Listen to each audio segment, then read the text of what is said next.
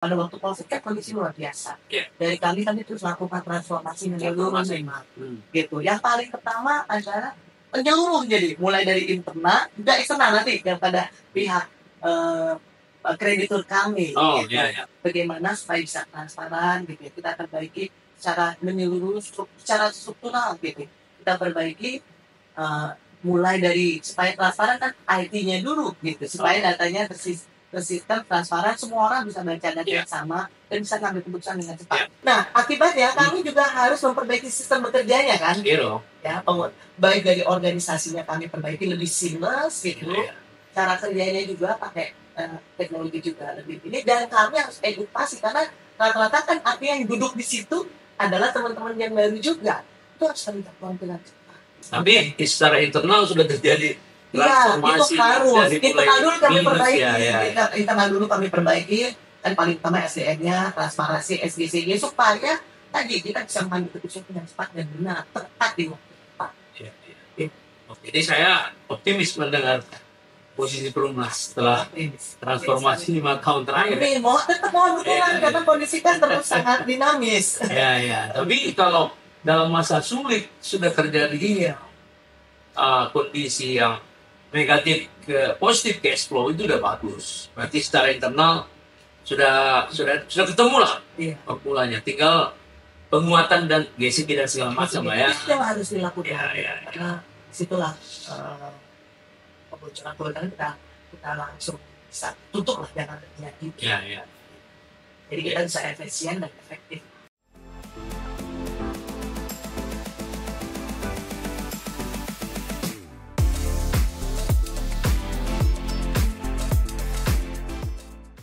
Sobat Malangyan, kali ini saya mengundang seorang Sri Kandi dari BUMN.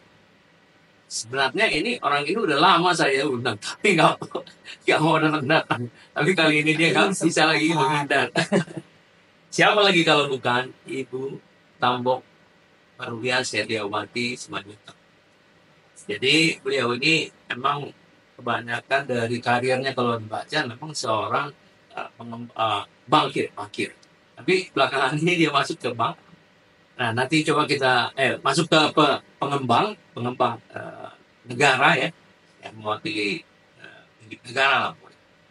Nanti bagaimana rasanya peralihan karir itu, dan bagaimana prospeknya ke depan apabila pemerintah tetap menempatkan beliau ini di sana.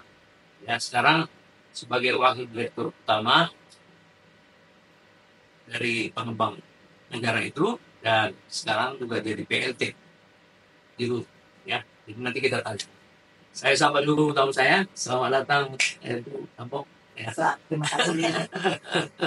Selamat pagi. Ya, kita lama di rapat di Satgas ya, waktu setelah kemenangan Pak Prabowo, kemudian saya presentasi di depan Pak Prabowo tentang perumahan 3 juta rumah, lalu ditetapkanlah Satgas yang diketuai oleh Pak Hasim Joyo Hadikusumo pada tanggal 6 Mei tahun 2024. Nah, kita sering rapat mewakili perumahan ya, mewakili Pak Dirut, kadang-kadang Dirutnya datang, kadang-kadang nggak datang. Nah, setelah sekian lama, tentu Tambok sudah banyak menyerap apa sebenarnya concern dari Pak Prabowo di bidang perumahan. Ya.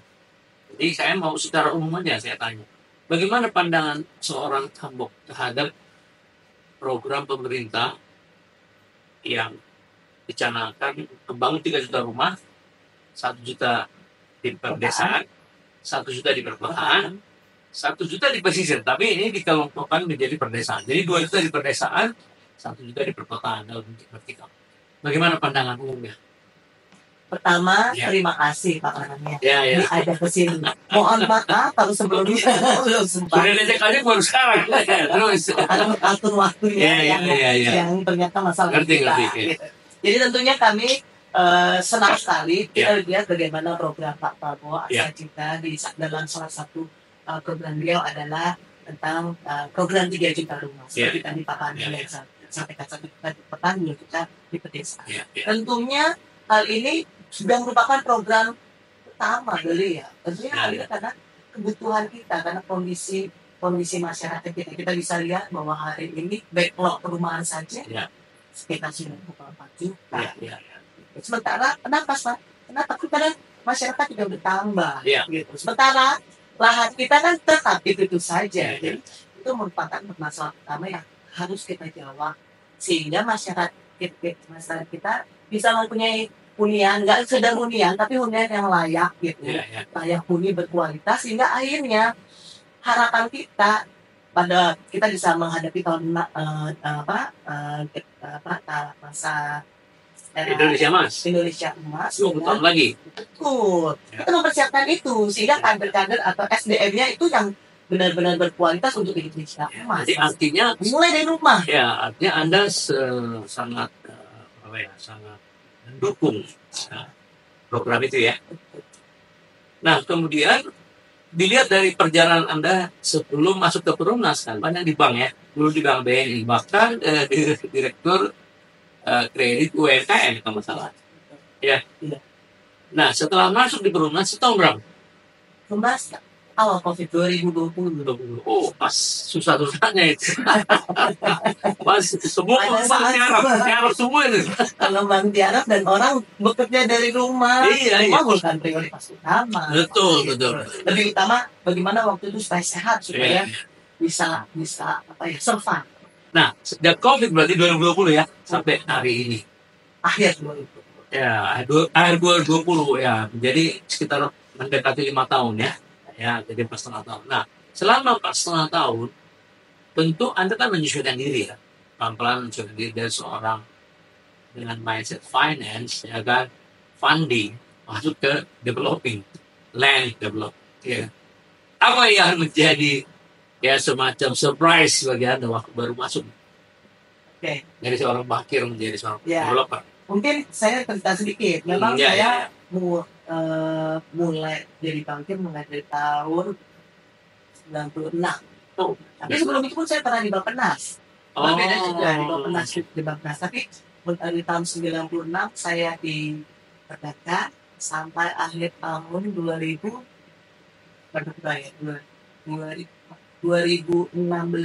saya sempat lagi masuk ke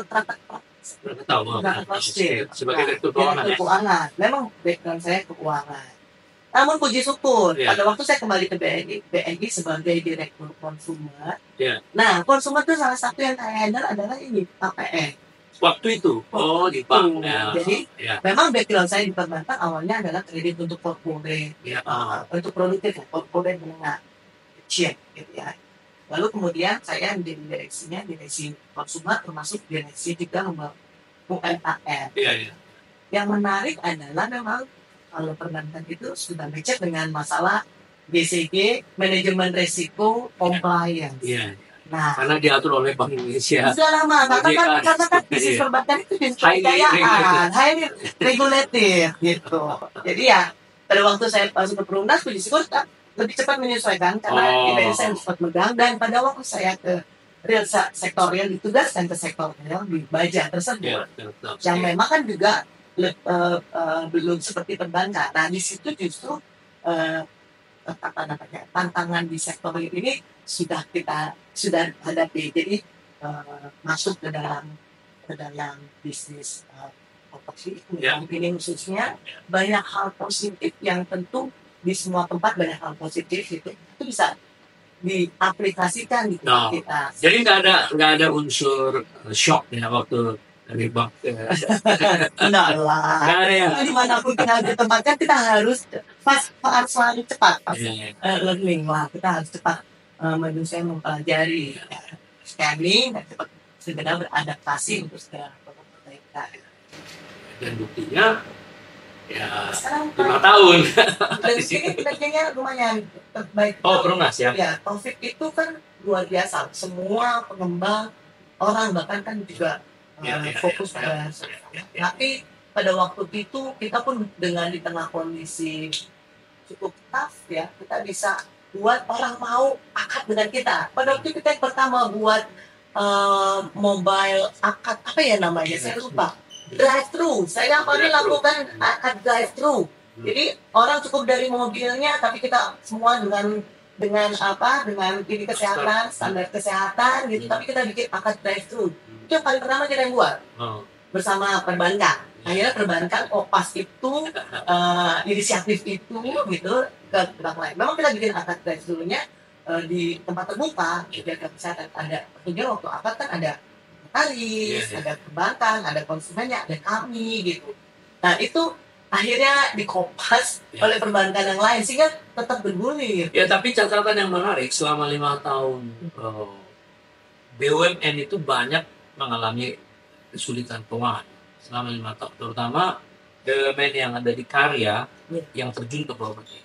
Ya, sebut saja di realty, Wika Realty, Waseda Realty. Dalam 5 tahun terakhir, kita bisa paham bahwa 5 tahun terakhir ini kan memang ekonomi betul-betul ya setelah COVID minus 2,1, 3,7, jadi rata-rata cuma 4% sebenarnya. Jadi properti untuk 4% ekonomi tidak bisa ngapa-ngapain kan. Nah kalau dibandingkan dengan karya selama 5 tahun yang Anda temui itu, bagaimana kondisi Perumnas dibandingkan dengan karya-karya itu? Baik. Mungkin sebelum sampai situ, kita lihat dulu pada waktu COVID kan kondisi luar biasa. Dari kami terus lakukan transformasi menyeluruh gitu. Yang paling pertama adalah menyeluruh, jadi mulai dari internal juga eksternal nanti kepada pihak kreditur kami. Gitu. Jadi di internal kami perbaiki dulu juga. Jadi bagaimana tadi saya sampaikan, bank itu adalah perusahaan yang highly regulated dan transparansi GCG-nya berjalan. Jadi pada waktu kita monitor, kita review bagaimana supaya bisa transparan gitu ya. Kita perbaiki secara menyeluruh, secara struktural gitu. Kita perbaiki mulai dari supaya transparan kan IT-nya dulu gitu, supaya datanya tersistem transparan, semua orang bisa baca data yang sama dan bisa ngambil keputusan dengan cepat. Itu kita lakukan. Lalu bagaimana dengan terutama manusianya juga, orangnya. Dengan kondisi yang berat tadi, kami juga melakukan dalam tanda kutip golden shake hand tanpa ada kekisruhan dan semua everybody happy. Itu berapa orang? Karena itu berat, 50%. 20%? Ya, luar biasa ya. Kami pertama memang lakukan dulu WFH dulu. Ternyata WFH OPEX kami kan itu kan fixed cost. Berat sekali rasanya sebetulnya. Tetapi kita harus menyelamatkan siapa paling utama. Tentu menyelamatkan perusahaan. Termasuk orang yang ada dalam perusahaan itu juga selamat. Jadi walaupun golden shake-nya mereka juga tetap tahu bahwa mereka adalah aset kami yang utama. Gitu. Jadi pada waktu itu 50% ya, luar biasa itu. Pasti pertanyaannya tidak ada keributan ya. Jadi karena kami kan punya kelebihan dengan karya, kami punya persediaan. Jadi unit-unit itu yang kami bangun, teman-teman juga kan yang bangun gitu ya. Termasuk teman-teman yang berjasa yang terpaksa harus ikut pensiun dini dengan kami. Kita bisa tawarkan unit rumah, tapi dengan harga khusus sehingga mereka bisa juga cepat. Karena tawarnya sulit. Kami kan biasanya kami punya kewajiban kepada bank, kewajiban kepada pegawai, kepada yang lainnya. Jadi itu menurut kami jadi turnaround ya.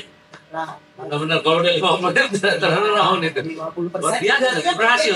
Nah akibatnya kami juga harus memperbaiki sistem bekerjanya kan. Ya, baik dari organisasinya kami perbaiki lebih seamless gitu. Cara kerjanya juga pakai teknologi juga lebih ini, dan kami harus edukasi karena rata-rata kan artinya yang duduk di situ adalah teman-teman yang baru juga. Itu harus kami lakukan dengan cepat. Sembari paralel kami melakukan restrukturisasi dengan perbankan ya, bagaimana kondisinya COVID. Gitu. Nah sekarang kondisi restrukturisasinya selama 5 tahun ini bagaimana jalan? Ya, jadi kondisinya puji syukur kami yang tadinya negatifnya luar biasa. Hari ini kami tahu 2 tahun lalu masih negatif, tapi tahun 2024 sudah positif. Positif. Dan persediaan kami juga mulai, kan persediaan kami dulu banyak yang setengah jadi gitu ya, tapi belum bisa dijual. Nggak bisa cepat terima PSA. Kita kan mensyaratkan harus cepat terima dulu baru kami buka buku pendapatan gitu ya. Hari ini kita sudah mulai rilis lah persediaan kami ke masyarakat. Sembari kami juga melakukan transformasi tadi, selain tadi struktural, organisasi, SDM, keuangan, termasuk pemasaran, untuk value added. Jadi even Perumnas dominan untuk rumah MBR, rumah sederhana, tetapi kualitas dan produknya kelasnya tetap setara dengan teman-teman yang lain. Jadi lingkungannya juga bagus, jalannya juga baik, rumahnya juga sesuai dengan customer gitu. Kami menyesuaikan dengan behaviornya. Jadi seakan-akan dari gambaran Ambok nih Perumnas itu udah kembali ke ini ya jalurnya ya. Mohon doa masih terus karena kami bisa. Ternyata kan, tapi kan coba kita lihat. Surprise dengan ini. Tapi Pak Panang ya, 2004-2005 kita lihat bagaimana kondisi makro yang kembali tak. Iya belum terlalu mendukung di properti ya. Dan bagaimana perang antara ini makanya kita tertarik ke Indonesia sekarang sangat Iran. Itu turut mempengaruhi kita juga. Ya sedikit banyak lah. Tapi secara internal sudah terjadi transformasi. Itu harus. Internal dulu kami perbaiki. Internal dulu kami perbaiki. Dan paling utama SDM-nya, transparansi, SDC-nya supaya tadi kita bisa mengambil keputusan yang cepat dan benar, tepat di waktu tepat. Oke. Nah sekarang gini, dengan adanya program pemerintah tadi katakanlah kalau yang di desa biarlah digarap oleh koperasi ya. Sekarang yang di kota lah 1 juta ya. Nah bentuknya itu kan rusunawa dan rusunami. Ya. Semula ada rencana gagasan dari tim Satgas untuk mendekati investor dari Qatar. Dan sudah beberapa kali dilakukan approach, bahkan sudah mulai ada desain dan segala macam. Nah, bagaimana pandangan Perumnas terhadap program pemerintah yang akan membangun rusunawa di tanah negara, milik negara, dan disewa dengan cheap rent housing. Cheap rent housing itu contoh misalnya ada simulasi tanah di Pancoran, di mulut stasiun LRT, ya kan ada sekitar 4 hektar kalau nggak salah milik sebuah BUMN. Terus dibuat simulasi konstruksi sekitar 24 meter dan ya disewakan sekitar 1,5 juta satu bulan gitu, per orang. Nah, bagaimana pandangan Perumnas apabila pemerintah nanti membuat itu menjadi proyek yang masif? Ya, terima kasih. Ini kami senang sekali tanya masalah ini karena dulu kami juga saat ini juga mengoperate rusunawa milik pemerintah. Gitu. Ya, kami sudah mengoperate itu dan next kalau ke depan pemerintah terus giatkan karena kita tahu tadi kan lahan terbatas, tidak bertambah, jumlah penduduk semakin bertambah, keluarga baru bertambah, gitu. Tentu ya tidak ada pilihan memang di kota kita harus naik ke atas. Jadi ya kita sepakat sekali kalau bisa lahan pemerintah dapat digunakan lalu tanahnya milik pemerintah sehingga kita bisa bangun untuk teman-teman kita pemilik rumah pertama. Jadi konsepnya pertama satu rusun kita seperti housing tarif lah. Jadi long lease, rusunawa dulu, rusun sewa, baru rusunami. Kalau dia udah makan ya udah nanti mereka ke private housing gitu kan ya. Jadi kalau itu terjadi kita sangat dukung gitu. Tapi masalah yang paling pertama kan masih rusunawa, rusun sewa. Rusun sewa. Banyak teman-teman kita yang kapasitasnya juga masih pas-pasan. Mungkin peran di situ kalau ngembang jadi bangun di situ, ya pastinya untuk mengisi di sana kalau sampai belum terjadi sampai penuh, mungkin peran pemerintah untuk post-taker dulu. Nah, itu bagian posisi tersebut. Atau kalau sampai terjadi perannya tadi ternyata nilai untuk DEP-nya sehingga tetap rusunawa tersebut berkualitas, ada peran pemerintah untuk PSO-nya. Gitu. Public Service Obligation. Misalnya rata-rata sekarang kan untuk biaya maintenance tersebut 600-700 per 24 bulan. Jadi kurang lebih 10.000 sampai 15.000 satu meter per bulan ya. Kalau mereka tidak mampu misalnya gitu ya 300 ada gap itu kamu oleh dukungan pemerintah untuk sekian waktu tertentu bisa PSO kan itu tidak jangka panjang dan itu juga sangat selektif karena di tahap pertama yang paling berat pada waktu mereka masuk di sana biasanya 5 tahun udah mulai mumpuni dia bisa naik kelas lah gitu. Yang disaringan pertama yang mungkin peran pemerintah kita bisa bisa bukan Iya. bisa terjadi. Iya, memang Kalau udah dari seleksinya ada ternyata ya tidak perlu kan. ya. Jadi konsepnya kalau tanahnya dia nggak nol, Iya. 24 meter itu kurang lebih cuma 180 juta. Ya, sebagaimana diterapkan di IKN ya, construction cost. Lalu kalau satu kamar itu 24 meter bisa disewakan 1,5 juta, berarti kan 18 juta satu tahun. 18 juta compare to 180, itu kalau dijual juga laku itu. Di refinance keluar ke unit, kejual ke investor lokal bisa. Asal liquid, asal tanahnya. Nah, pertanyaan saya sekarang, dari segi pembiayaan, apabila Perumnas misalnya ditugaskan untuk mengselesai satu tower atau satu kompleks lah 3 hektar gitu kan. Nah, kira-kira kalau pengembaliannya 10 tahun kan gitu kan kira-kira kan 18 dibagi 150. Bagaimana cara Perumnas untuk memfinance project seperti itu? Ya, itu yang peran saat ini peran yang kami butuh sekali dukungan karena hari ini kan untuk pembangunan kami butuhlah pinjaman jangka panjang. Dan kalau pinjaman jangka panjang, kenapa perlu kita pinjaman jangka panjang? Karena ada lag time antara masa pembangunan dengan BTC. Ya, jadi di saat itu kalau pinjaman jangka pendek nggak mungkin.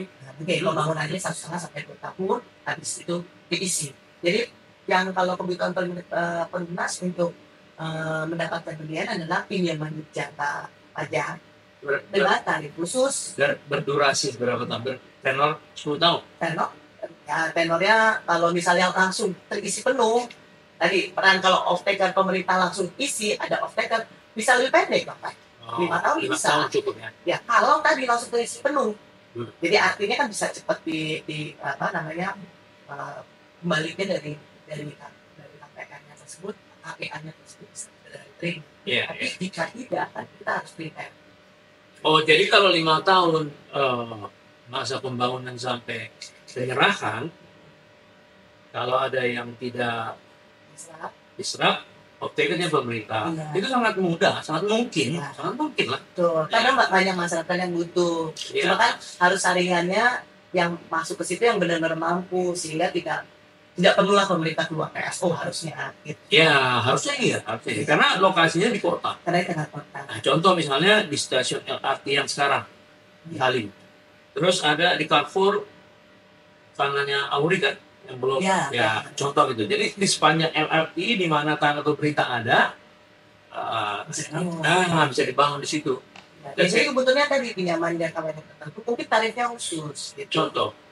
Kalau tarif komersial sekarang kan lumayan tinggi. Berapa persen? Oh itu KEG ya? Ini kayak Berapa persen? Berapa persen di market? Di market rata-rata sekarang masih 8%. Maunya? Bisa 6. Oh iya. Jadi ada subsidi. Saya kira ada subsidi. Ya kalau ada. Iya dong subsidi. Itu subsidinya di KPR ya, di KPA, di level 5. Iya di level 5. Di level pengembang tadi. Nah, lagi-lagi kalau rusun kami harus membiayai itu full gitu. Membiayai karena kan mereka baru KPR-nya bisa kami terima langsung saya itu aturannya gitu. Jadi itu kalau bisa KPR itu kalau tsunami. Iya, kalau bisa KPR progresif akan lebih mendukung sehingga bisa jangka waktu pendek itu lebih cepat lah. Gitu. Kalau tsunami sih harusnya nggak ada KPR karena kan menyediakan investasi. Lalu setelah 5 tahun di take over sama pemerintah, seolah-olah pemerintah yang menyewa semua. Nah itu udah satu tahun. Pemerintah yang membuat pengumuman, ya kan bisa, dimungkinkan. Sebagai off-taker lah. Nah, jadi siklus project Anda cuma 5 tahun pembiayaannya, ya. Cuman Anda minta kalau bisa interestnya di bawah 8%, jadi 6-7% ya. Normalnya kan biasanya project itu 7-10. Tapi kalau ini off-takernya ada dari pemerintah, nggak ada masalah. Pakai market juga nggak masalah, 7-10 ya. Misalnya sih bisa, tak merah kan juga punya kan para masyarakat yang butuh. Oh iya. Bisa banyak lah stakeholder kita yang bisa mendukung, sehingga akhirnya orang yang tepat bisa mengisi situ dan kita bisa menjawab kebutuhan perumahan secara Baik. Baik. Kalau rusunami harusnya kan lebih bagus dong. Karena kan langsung ada dari konsumen. Nah itu kalau tsunami aturannya sekarang belum bisa progresif. Maksudnya Makanya apa? kan. Jadi gini, Contoh. kalau untuk Tsunami. rusun komersil, pada waktu pengembang membangun misalnya fondasi, pengembang akan dapat pencairan dari KPA-nya 20% sampai 50%. Tapi kalau tsunami aturannya masih harus seluruhnya terbangun, seluruh unit tsunami itu terbangun sampai atap termasuk perangkat pendukungnya dari mulai lift, prasarana, pemadam kebakaran harus sudah muncul SLF, surat layak fungsi. Artinya seluruh pembangunan apartemen itu biayanya pengembang. Tapi kalau progresif, bisa di-share kan. Jadi bisa pada waktu di bawah kita udah bisa 20% dari KPR-nya, sehingga modal kerja pengembang bisa lebih ringan. Nah, kenapa ada aturan yang harus selesai SLF baru di finance? Ya memang dulu saya nggak tahu yang sampai hari ini ada aturan itu. Oh, aturan pemerintah. Pemerintah sebetulnya karena dulu kan lebih banyak landed. Kalau landed modal kerja masih bisa lebih manajeble. Kita mampu 10-20 kalau 20 langsung dilepas. Nanti langsung lepas. Kalau kan nggak bisa.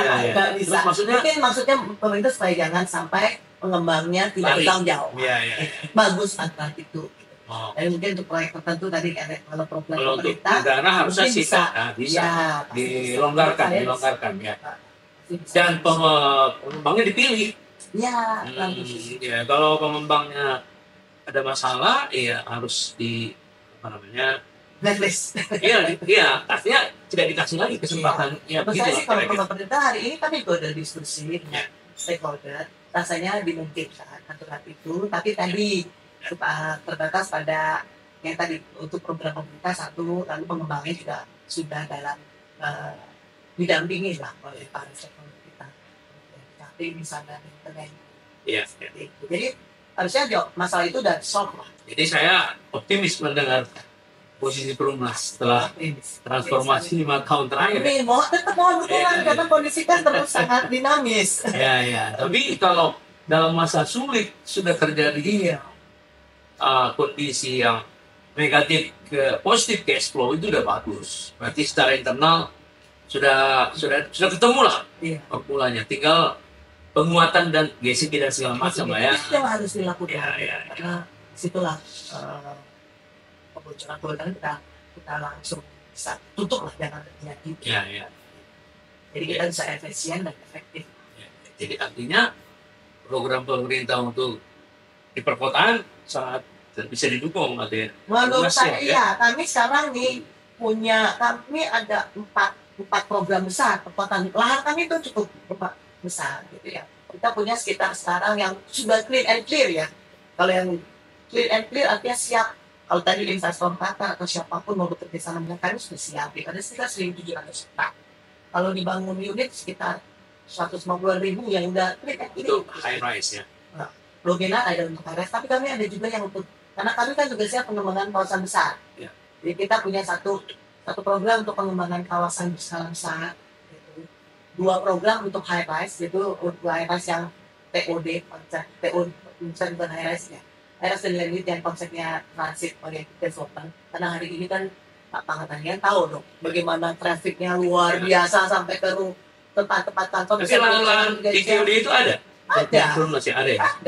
Ada. Dan hari ini bahkan yang landed, kalau yang TOD yang udah jadi, kami punya di 3 tempat. Di Tanjung Barat, langsung di atas stasiun. Tanjung Barat, Margonda sama Serpong.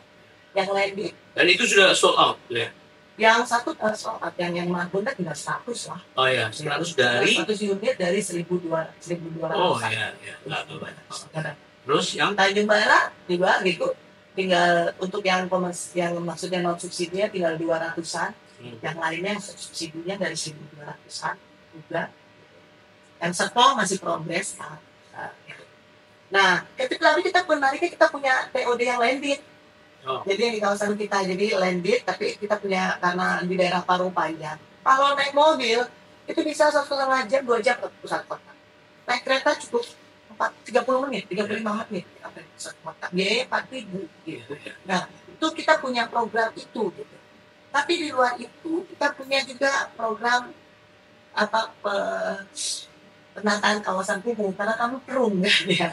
Kami juga punya program penataan kawasan kumuh. Itu ditugaskan memang bagian dari tugas kami. Kebetulan kami punya juga lahan di daerah-daerah yang sudah padat. Sebetulnya lahan kami gitu, tapi sudah diduduki oleh teman-teman kita yang istilahnya bukan pemiliknya. Jadi bagaimana supaya mereka bisa tetap kan mereka sekarang pemiliknya kami ya. Mereka hanya membangun dan istilahnya. Kita lagi berusaha memperbaiki supaya mereka kami pindahkan dulu ke lokasi lain, kita bangun, nanti selesai juga dia akan kita kasih sertifikatnya di atas mereka, bukan lagi dia dirinya sembari perbaiki kawasannya. Iya, itu bagian dari tanggung jawab kita di beberapa lokasi. Nah pertanyaannya dengan gudang tugas yang Anda sebutkan tadi, apa peranan pemerintah yang paling dibutuhkan dibutuhkan oleh Perumnas untuk dia mampu menjadi sebuah perusahaan yang sangat signifikan peranannya dalam pembangunan di masa Pak Prabowo ini, pembangunan perumahan perkotaan. Apa? Ya itu modal paling penting tadi. Kami berharap karena tadi ada lekam antara membangun dan bisa langsung dibeli oleh konsumen, jadi ada fungsi post-taker kalau sampai jadi ada. Ya itu saya jamin kalau karena konsepnya juga saya udah usulkan Prabowo gitu. Post-taker itu harus ada. Jadi jangan dibebani si pengembang untuk interest untuk okupasi. Iya, jangan. Pengembang hanya mengerjakan selesai udah. Sehingga target mereka untuk menekan profit pun jadi jelas. Jadi mereka tidak ada risiko. Bangun ambil pemerintah yang makarin itu. Dan supaya dapat sasaran, lawyer harus dilibatkan untuk membuat seleksi. Nah, pakai dukcapil. Nanti dia akan menandatangan. Apabila ada satu informasi yang nggak pas, saya berani dikeluarkan dari list. Ya, kita panggil lawyer.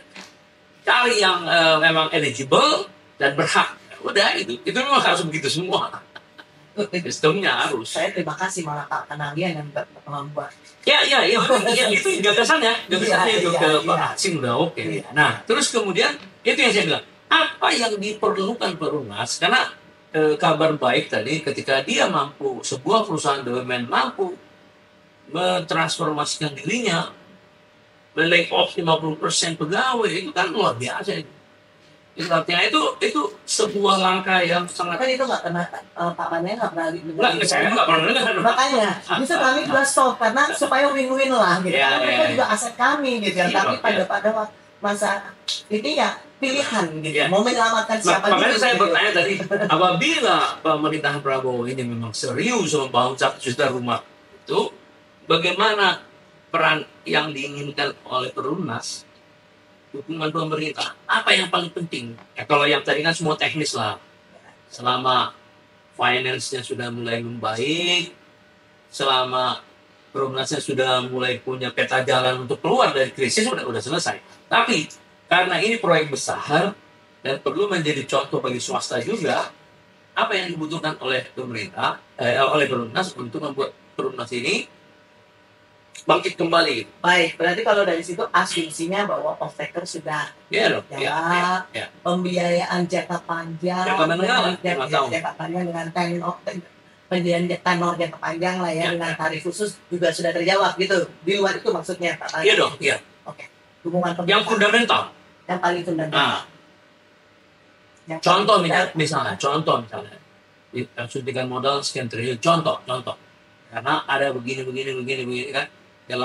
Jadi dia tidak terbebani untuk menyelesaikan urusan restrukturisasi, tapi dia punya roadmap untuk membuat dia menjadi lead dalam program 1 juta rumah. Jadi kalau hari ini, kalau asumsinya tadi kami kan tahu kondisi pemerintah berat, kalau uang kondisi berat, kami harus bisa berdiri sendiri. Makanya tadi kita butuh pembiayaan jangka panjang, itu kan pembiayaan komersil ya, tapi namanya murah. Buat situ berat kami juga terima jika ada dana tadi biasa pemerintah kasih dana bantuan PFN misalnya itu sih menurut kami ya itu pilihan karena kita harus lihat kondisi pemerintah seperti apa. once itu tiada, memang kan harus bisa berdiri. Walaupun kami perlu ya dukungan pemerintah untuk sebetulnya untuk bisa mendeliver unit itu dengan lebih murah, tapi kualitas jauh lebih bagus ya tadi memang ada dana murah gitu, dana murah itu kan bisa pinjaman, bisa juga modal dari pemerintah. Iya, di situ. Tapi paling penting supaya bisa dapat semua dukungan dari pihak ketiga yang baik, memang paling tidak proyek Perumnas masuk dalam program strategis nasional itu sudah punya value sangat bagus kepada perbankan, kepada stakeholder kami yang lain. Gitu. Paling ide proyek-proyek tadi yang katakan pemerintah, misal pemerintah itu PSN semua tadi? Bukan, belum. Justru kalau nanti masuk dalam PSN, proyek itu nanti akan dapat kemudahan. Baik dari para teman-teman pengguna, dari teman-teman stakeholder yang lain juga, misalnya dari keuangan kita bisa dapat SMI, dapat jaminan, seperti itu. Gitu. Hal terakhir lah kalau misalnya pemerintah punya dana, kita dapat PMN, sehingga kalau dapat PMN kan artinya cost kami juga lebih rendah. Tapi menurut pendapat saya ada daftar program 3 juta rumah itu PSN. Ya, tapi kan PSN program ininya kan, payungnya. Iya. Tapi proyek yang mana saja, lokasi yang mana saja itu yang perlu didata. Enggak, belum. Tapi belum. Once Perumnas masuk ke situ udah pasti ikut. Iya. Otomatis. Loh, proyeknya ini proyek Pak Prabowo itu PSN. Jadi once ada dipercaya, kan tadi saya mengatakan bahwa tidak semua pengembang yang layak untuk diikutkan. Berarti apa? Karena kelas proyek ini PSN. Gitu. Jadi dukungan full supported by government. Itu. Jadi kalau Perumnas saya bilang tadi dengan posisi yang sudah siap, karena restrukturisasi dan transformasi sudah sedang berjalan. Nah, itu yang saya tanya. Berarti membangkitkan kembali Perumnas di momentum yang sekarang ini. Jadi kenapa perlu PSN? Kan kita Perumnas susah dalam investasi. Berarti kan memang untuk punya uang dari Perumnas susah. Jadi kalau punya kewajiban harus bangun, kami pasti butuh dukungan modal tadi. Atau kerjasama dengan pihak lain yang dana murah. Sehingga bangunan itu cepat terdeliver, tapi kewajiban kami kepada yang investor itu juga tetap berjalan dengan lancar. Itu agak tulis. Jadi artinya sebenarnya tidak banyak yang diharapkan oleh Perumnas. Hanya cuma kondisi aja, itu kondisional namanya. Nggak ada sesuatu yang gitu kan. Karena dia sudah bisa. Tapi kan itu masih terus berlangsung nih, realisasi masih terus berlangsung. Contoh misalnya nih. Andai kata pemerintah memberi izin, juallah tanahnya sebagian, contoh. Itu kan juga suatu solusi untuk mendapatkan fresh money kan. Dan sekarang itu kebijakannya di bawah Danantara, bukan lagi secara umum gitu. Dalam soal pendanaan. Tapi kan itu saya korekan pasti konten itu. Itu maksud saya. Jadi artinya karena tanahnya 1.000 hektar itu kan besar. 1.700. Yang clear and clear. Masih banyak yang belum. Enggak. Kalau di value berapa? 1.700. Nanti coba lihat. Pasti berapa triliun kan? Ya pasti lah. Mungkin 10 triliun, let's say. Ya kan? Nah kalau dilepas 2 triliun atas izin pemerintah, itu kan akan membuat dia liquid. Nah tentu supaya yang akan membeli itu adalah pengembang-pengembang yang masuk dalam list untuk mengerjakan proyek pemerintah, dia lebih willing untuk membantu. Kan karena dia dapat kepercayaan dari pemerintah. Itu keistimewaan Perumnas daripada pemerintah. Nah, karena dia melakukan diskusi dari dalam, ya kan? Apa pandangan Anda sebagai seorang katakanlah udah jadi developer 5 tahun ini, developer negara ya, atas pemisahan atau pendirian kementerian baru PKP? Nah justru kan pasti PKP itu dibentuk karena program 3 juta rumah. Betul. Jadi perlu fokusing, benar-benar fokus untuk atas inisiatif program 3 juta rumah. Iya, betul. Gitu. Dan 3 juta rumah kan not only rumah, tapi hunian yang inklusif dan berkualitas kan gitu. Jadi dengan adanya PKP tentu kami senang sekali. Tetapi ada banyak pihak mengatakan bahwa sudah 7 bulan ini belum terlalu banyak aturan-aturan yang dikeluarkan untuk menjadi platform ya untuk rumah ya. Selama ini ya, itu komentar dari luar. Kemarin saya panggil di sini Dr. Yayat Supriyatna, mengajar di Tarumanegara, di Universitas Trisakti. Jadi itu komentarnya belum terlalu banyak. Nah, kalau dari pandangan Ibu Taluk sebagai pelaksana Dirut Perumnas, apa sebenarnya yang banyak diharapkan dari PKP ini? Ya, tadi menyambung kalau kondisi Perumnas, kami tahu memang ekosistem perumahan itu stakeholdernya banyak sekali, Betul. sangat mempengaruhi. Ada PKP, tapi ternyata kan di lapangan banyak peran dari Daerah. Kemendagri daerah, gitu. Itu dari stakeholder yang lain, pemilik keuangan, perbankan, which is itu ada OJK. Jadi memang kami tahu sekarang Pak Menteri sedang beresin itu busuk aturan antar stakeholder gitu. Tapi kami merasakan paling tidak di kami tadi peran tadi kalau ada aturan bahwa untuk tsunami harus pakai KPA atau KPA belum bisa pakai KPA progresif. Jadi sudah mulai dikeluarkan dulu salah satu gitu, sudah mulai peranan situ. Lalu paling tidak kuota FLPP yang tadinya sangat terbatas sudah mulai naik. Tapera, fungsi Tapera mulai ditingkatkan. Kami mulai merasakan itu karena stakeholdernya cukup banyak dan itu sudah bertahun-tahun. Sekarang mulai satu persatu dibenahi. Baik yang internal perumahannya sendiri dan para stakeholdernya ini.